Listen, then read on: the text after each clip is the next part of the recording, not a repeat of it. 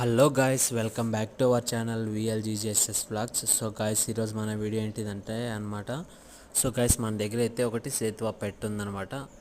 So దానికైతే గుడ్లు అయితే దాని కింద అయితే వచ్చేసి మొత్తం 16 అయితే పెట్టాను అనమాట. 16 పెడితే 21 డేస్ అయితే కంప్లీట్ అయింది. యాక్చువల్గా నేను 2 వీక్స్ తర్వాత నేను ఒకసారి చెక్ చేశాను. టార్చ్తో దాన్ని చెక్ చేసే ఆప్షన్ అయితే ఉంటుంది అనమాట. సో అది ఎలా అంటే మనము ఎగ్ తీసుకొని టార్చ్ ఆన్ చేసి ఆ ఎగ్ మీద లైటింగ్ వేసినప్పుడు దాన్ని తెలుస్తుంది అనమాట.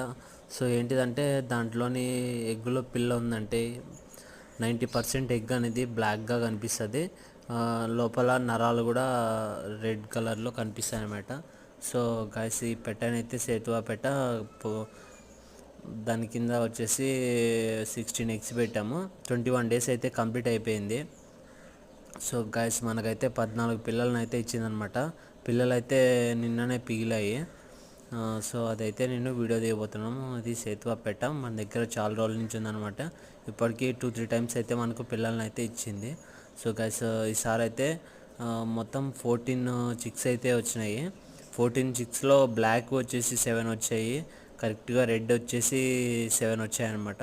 రెడ్ అనేది మన దగ్గర ఒకటి చాలా హైట్ తక్కువ 2 kgs ఉండేది, ఒకటి పుంజు ఉంది గాయస్. చాలా మంచి రంగు అనమాట, మంచి ఫైటర్ కూడా అది.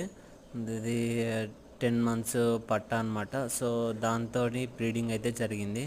బ్లాక్ పిల్లలు అనేది కాకినవేలి అయితే బ్రీడింగ్ జరిగింది.